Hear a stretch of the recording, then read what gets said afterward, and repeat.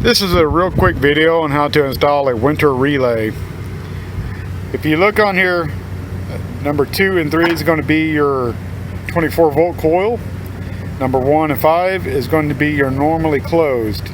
Most relays are normally open when they're not energized. This one is normally closed when it's not energized. After 180 seconds, as you see on the bottom there, this coil will open up 1 and 5.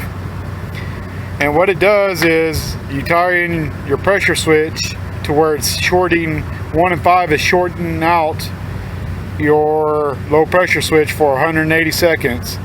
And here are the 2 wires going to the low pressure switch on the circuit board. What I did was I added these that fit on 1 and 5. Oops. It'd help if I mounted it. So 1, excuse me, kind of hard to put it on with one hand. Okay, 1 goes right there, and 5 goes right here.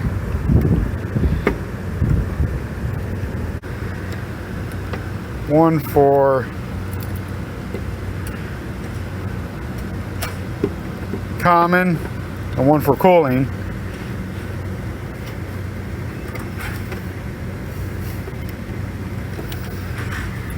And then these 2 wires are going to go to common and cool.